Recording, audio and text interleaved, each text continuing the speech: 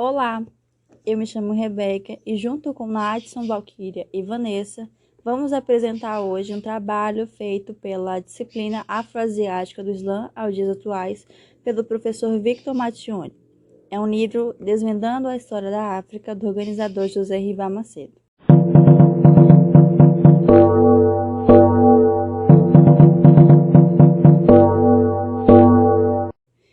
Apresentaríamos agora sobre a África.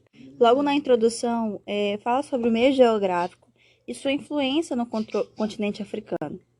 Então, o continente africano ele possui muita diversidade e o autor demonstra isso no sentido mais amplo no aspecto físico e morfológico, seja na cultura, nas etnias que habitam nos espaços da vegetação.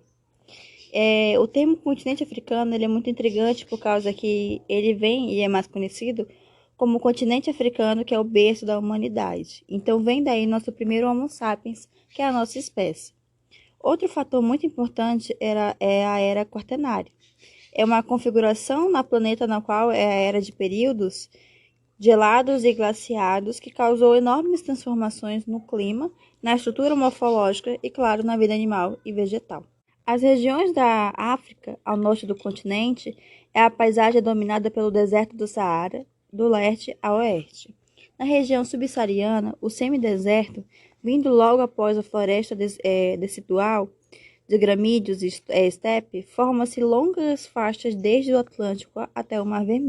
Outra pergunta na qual a gente faz mas qual é o papel do meio geográfico que desempenhou na história do continente africano? Então, o primeiro deles foi o isolamento geográfico do seu interior, que foi protegido por oceanos do leste a oeste e o imenso deserto do norte e no litoral de difícil acesso dificultaram a chegada de outros povos, mantendo o continente isolado. Outra situação é no seu interior, que possui imensos espaços disponíveis. A sua baixa densidade populacional resultou na pouca valorização do solo, gerando uma grande consequência econômica, social e política. O trabalho humano era muito mais valorizado do que a terra.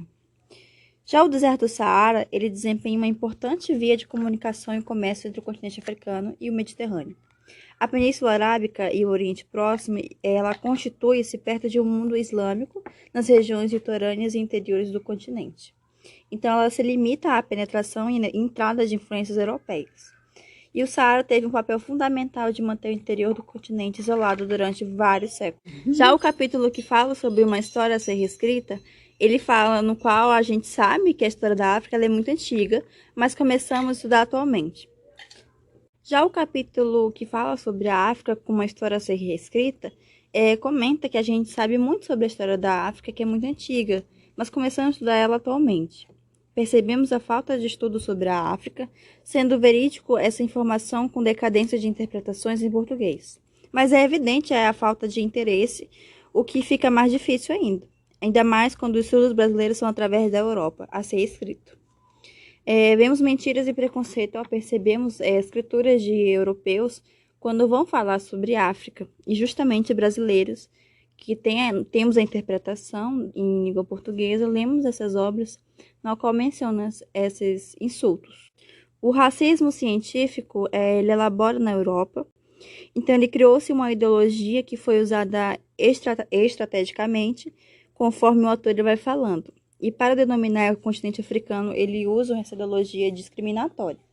Então, nesse contexto de estereótipo, a África ela senta como um continente negro que foi menosprezado de suas riquezas naturais e como seres humanos, como bem conhecemos, levado à vivência de escravidão. Por exemplo, temos o conhecimento do pensamento dos europeus em civilização, negro e tudo mais que já estudamos. A gente pode perceber que a maioria da vida é sofrida, escravidão, estupros, violência e miséria. Contudo, a partir do momento em que nós deixamos de ter essa perspectiva da África sofrida e ver realmente como ela começamos a ver sobre sua real história, seus povos africanos e suas culturas.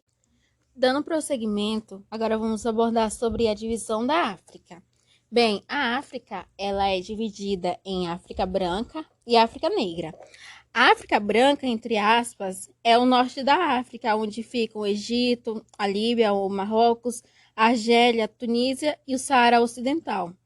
Há uma tendência em dizer que essa parte não pertence propriamente à África e define como Oriente Médio ou Mediterrâneo.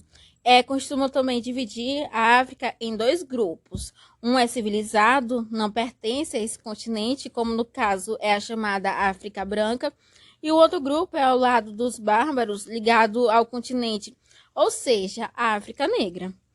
Com essas concepções, percebemos um lado totalmente preconceituoso, uma divisão e uma classificação racista sobre o continente, assim como o livro diz, entre aspas, tento classificar o território entre a parte que deu certo e que possui uma história. Essa estaria ligada ao Mediterrâneo e a subsaariana, sendo possuidora das características bárbaras, entre aspas, sem condições de produzir sua própria história e que seria a verdadeira África Negra, fecha aspas.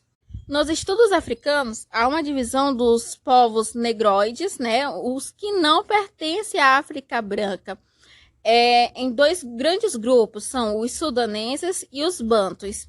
Os sudaneses são povos que habitam a região intertropical africana, entre o deserto do Saara e o Atlântico. E os bantus é um grupo linguístico compreendendo milhões de africanos em inúmeras línguas e quase 300 dialetos. Se estende por 2/3 da África Negra e compreende Angola e o Congo. Continuando, agora sobre o Império Songhai, foi o último e o mais poderoso dos estados sudanenses, né? O seu território compreende desde Mali até a atual Nigéria.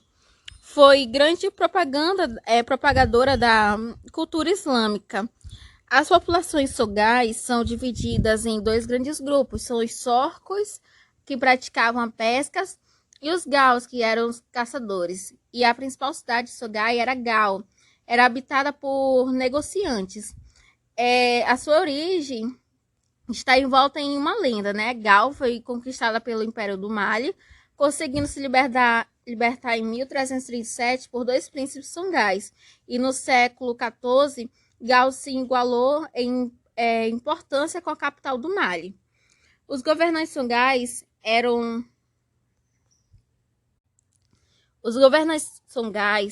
eram denominados de Soni.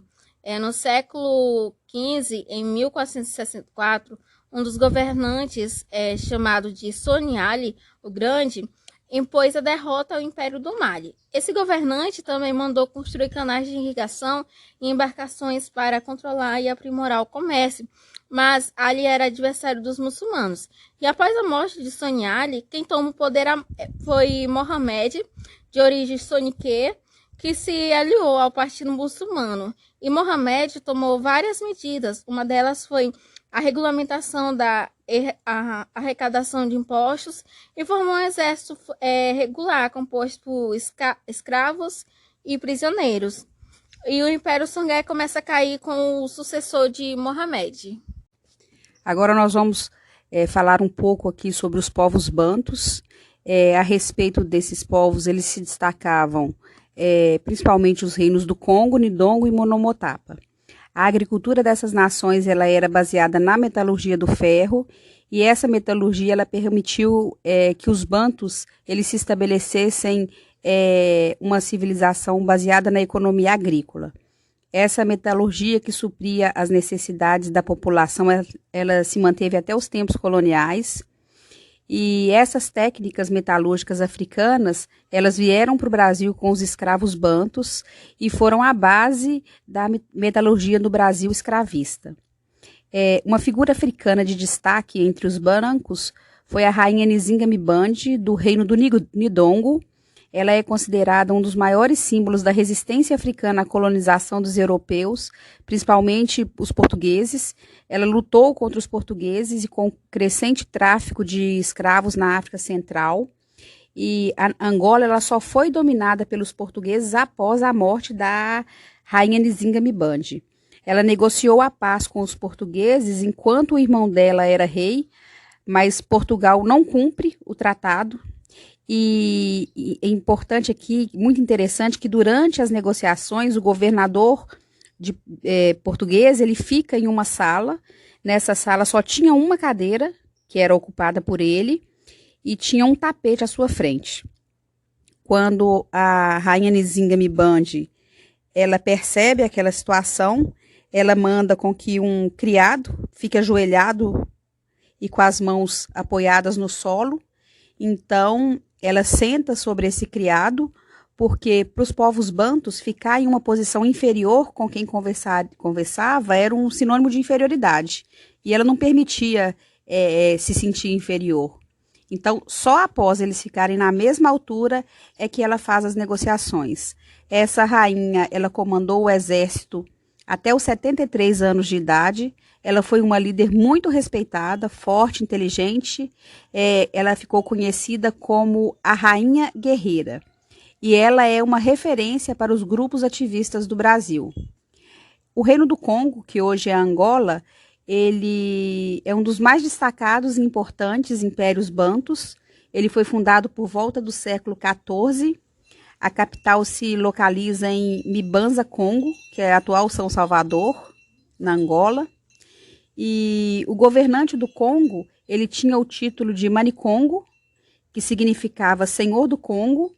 Ele nomeava os governadores das províncias, que também recebiam o título de Manicongo. E nos reinos do Congo e do Nidongo, eles eram baseados na economia de subsistência, principalmente na agricultura, a mão de obra feminina. Eles produziam objetos de ferro e cobre de alta qualidade, também marfim. Criavam galinhas, cachorros, cabritos. A moeda desse reino era o nizimbo, que era uma concha marinha pescada na ilha de Luanda, que são os que nós conhecemos como búzios.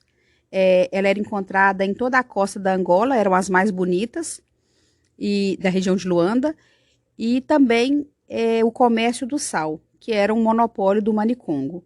Essa região dos reinos do Congo e do Nidongo começam a ser conquistados em 1482, com a chegada do primeiro europeu, que é o Diego Cão, que é um navegador português, que ele chega no Rio Zaire, e ele fica surpreendido quando ele encontra uma região com um governo monárquico fortemente estruturado.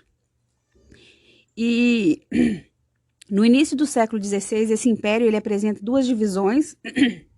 De um lado, a favor dos portugueses, o líder era Afonso I, que ele adotou o cristianismo, e do outro lado, o líder Mipanzo Acatima, que ele era pagão e antilusitano. Essa união com os portugueses levou o reino a participar do comércio negreiro. Aos poucos, o Manicongo ele vai perdendo poder para os traficantes a serviço dos reis portugueses. E alguns manicongos eles vão resistir, como, por exemplo, Antônio I, que enfrentou as tropas europeias em 1665, mas ele perde, ele foi preso e foi decapitado. Essa derrota vai promover a divisão do Congo em 3 reinos e vai mergulhar na desordem. Agora, o reino Nidongo, esse reino, a autoridade máxima é o Nigola. Ele foi fundado no início do século XVI. Os Nigolas eles permaneceram sob o domínio do Manicongo até 1556, quando, apoiados pelos portugueses, eles derrotaram os Manicongos. A capital era a Cabaça, então o Nigola vencedor, que é o Inene, ele manda uma embaixada a Portugal com o objetivo de estabelecer uma política de aliança diretamente com a coroa, sem intermediários, mas a relação dos portugueses com os nidongos, ela não foi pacífica. Ela também enfrentou resistência de alguns nigolos, os quais se sentiam ameaçados diante da presença dos interesses lusitanos em sua região. E com o apoio do Manicongo, os europeus entraram em conflito armado com o senhor do Nidongo em uma sangrenta guerra. As tratativas de paz entre o reino Nidongo com os portugueses foi aquela que eu já comentei aqui sobre a liderança da rainha Nizingami-Bande e a rainha Ginga. Entre os bantus, outros povos se destacaram, além do Congo e do Nidongo. São os Shonas, os Zulus e o Império do Monobotapa. A constituição desses reinos ela ocorreu pela união de várias linhagens de etnias, havendo rivalidade constante entre elas. Porém, essa rivalidade ela aumenta com a chegada dos portugueses, pois eles fomentavam a rivalidade entre esses diversos grupos a fim de facilitar o processo de dominação. As estruturas dos bantus foram abaladas com a chegada dos europeus, consequentemente, eles vivenciaram os males provocados pelo tráfico de vidas, que promoveu modificações na estrutura e no desenvolvimento desses povos africanos. Os bantus, eles foram os povos que mais tiveram contato com o tráfico negreiro.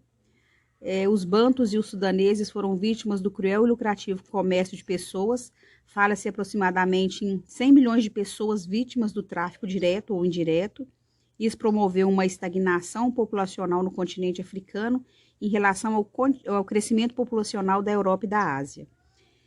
O tráfico de africanos transformou a história do continente africano, sendo impossível fazer uma análise da situação atual dos africanos e dos seus descendentes sem considerar a distribuição dos povos negros.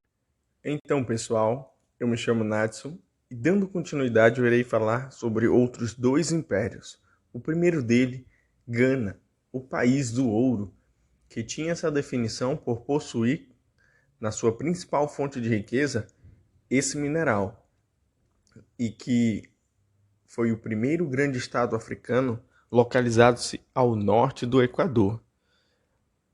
Gana, diferente do que conhecemos hoje, né, que está localizado na parte mais ao centro ou ao sul do litoral do continente africano, ela encontrava-se, né, aproximadamente onde hoje seriam os estados do Mali e da Mauritânia, né, no Sudão Ocidental. Ela era uma terra, né, um território fértil para a expansão do islamismo, devido à cobiça, né, por esse mineral, né, pelo ouro, né, dos árabes que faziam os comércios, as rotas comerciais, que trocavam tecidos, cobre, sal, entre outras coisas, né? E muitos desses convertidos, né, por essa fé islâmica, eles acabavam adotando, né, a Gana por essa questão de interesse, né, comercial, às vezes pela fé, às vezes por interesses comerciais, né? E o título de Gana, né, o nome Gana, ele é um título que se refere ao chefe do reino, né, que significa senhor da guerra. Outra característica do governo da Gana era que ela recebia tributação pelas extrações e pelo comércio do minério. Gana era um estado tributário, né? Ou seja, ele cobrava os tributos pelas mercadorias que passavam pelo território.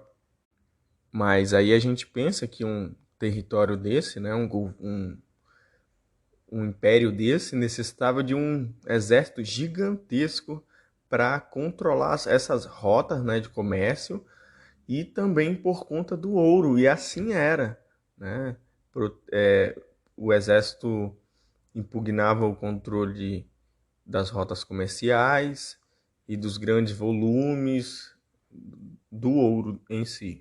E aí, além do ouro, a gente também tem a presença, né? A gente também nota outras atividades, como a caça, a pesca e a coleta, né? Algumas divisões do trabalho, como os pastores, ferreiros, mercadores e outras profissões semi-especializadas, girando em torno ali de uma sociedade, né, organizada em comunidades familiares ou aldeias e tendo como a utilização da terra coletiva, né, podendo ser explorada coletivamente e individualmente. E Gana tinha como a capital, né, Kumbi Salé, e havia uma diferenciação bem grande, né, visível quanto às estruturas da capital e dos moradores rurais, né. E aí, com sucessivos ataques, né, que ela vai sofrer, né, devido a esse interesse, e ela vai sucumbir ali por volta do século XIII, né, diante de uma força maior, né, que é o reino de Mali, que vai acabar sucedendo ela, né. E esse grande império, né, ela possui aproximadamente, segundo Basil Davidson, 1 milhão de habitantes. E um ponto bem interessante que o autor vai citar sobre Gana é a respeito de que alguns historiadores, né, os primeiros historiadores ocidentais, eles que estudam a África, eles vão atribuir, né, esse grandioso império sudanês ao que seria uma espécie de consequência de algum acontecimento, né, europeu, que é a fuga de alguns judeus, né, pelo Império Romano. Então ele vai acabar ali incitando, né, que Gana se tornou grandiosa assim por um acontecimento vindo lá da Europa, né? E aí ele vai até citar que é uma nítida demonstração de racismo historiográfico, né? Que tira o brilho, né, o esplendor desse grande continente, desse grande império, né, e quer atribuí-lo a uma visão assim eurocêntrica, né, colocar a Europa ali nesse esplendor. O sucessor de Gana, o Império do Mali, ele não tem as suas origens muito bem definidas, mas ele vai se estruturar ali por volta do século 13, entre 1230 e 1255, né, sobre a liderança de Sundiata Keita. Ele é um senhor absoluto que, após vencer, né, outros impérios, ele vai acabar fundando o Império do Mali, e aí ele vai acabar também dividindo, né, o seu império, nomeando governadores e submetendo a uma espécie de servidão, né, os povos dominados. Então, eu inicio falando do Império Mali, né, dando essas características do fundador, né, do que seria a família fundadora, né, o governo de Sundiata, que acaba sendo reverenciado até os dias de hoje, né, através das oferendas, né? E daí a gente já vê como foi marcante o governo de Sundiata, né? E aí o sucessor dele é o seu filho, o Mansa Uli, né? E aí a gente já inicia aqui com uma palavra, né? Esse Mansa Uli, né? Não era o nome dele Mansa, senão um título, né? Por esses governadores locais, desses chefes, né? Que se colocavam aí o título de Mansa ou de Mande Mansa, né? A quem a guerra os comandará.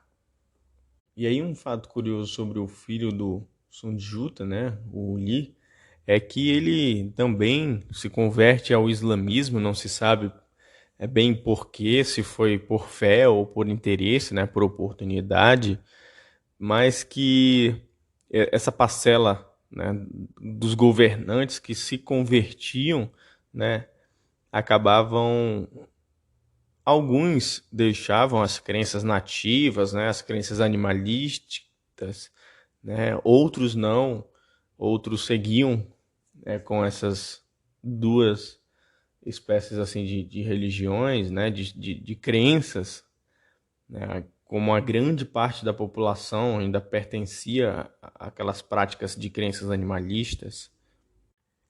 E sobre uma das principais cidades, né, se não a principal cidade do Império Mali, Tombuctu, né, ela foi o centro de um comércio internacional, né, onde se negociavam sal, escravos, marfim, entre outras coisas. E ela chama atenção também para um grande crescimento, para um grande comércio intelectual, né, de livros, de história, medicina, matemática. E ali, com esse comércio, né, desses livros, esse comércio intelectual, ela concentrava também uma grande parcela desses estudantes, né? Ela foi uma importante cidade cultural, não só comercial, mas cultural, né, intelectual. E aí a gente coloca aqui um provérbio africano que diz o seguinte, abre aspas, o sal vem do norte, o ouro vem do sul, mas as palavras de Deus e os seus tesouros da sabedoria vêm de Tombuctu, fecha aspas. E aí, um forte governo desse Império do Mali, a gente tem também Mansa Musa, né? Que ele vai ser considerado, né, que alguns consideram o homem mais rico que já passou, né, pela Terra, um dos homens mais ricos, se não o mais rico, um dos mais ricos, né, ficando ali no topo. E que esse Mansa Musa, quando ele fez essa peregrinação, né, que muitos costumavam fazer, uma peregrinação muçulmana, ele teria levado ali cerca de 8.000 guerreiros, servos e também de 10 a 12 toneladas de ouro. E esse Mansa Musa, né, ele foi cantado em versos, prosas, contado em histórias. Ele, né, nessas peregrinações comprava muitas coisas, levava muito ouro, um exército gigantesco, entre outros personagens, né, entre outros servos pessoais. Só que digamos que luxo, né, esse ouro todo, esse poder, esse dinheiro todo acaba chamando a atenção de vários lugares do mundo, né, principalmente da Europa, né. A cobiça europeia vai voltar os olhos para a África, né, e ali por volta do século XV, né, que vai preceder a decadência do Mali, né, por outros ataques, ele vai acabar se dividindo, né, o Estado Mali vai acabar se dividindo em pequenos outros reinos. Então é isso, pessoal. Eu espero que tenham gostado. Esse foi apenas um pequeno trabalho acadêmico para obtenção de nota e um seminário, um podcast em cima de um seminário da disciplina do professor José Vitor Mattioni. Então é isso, obrigado por escutarem até aqui o final e até mais.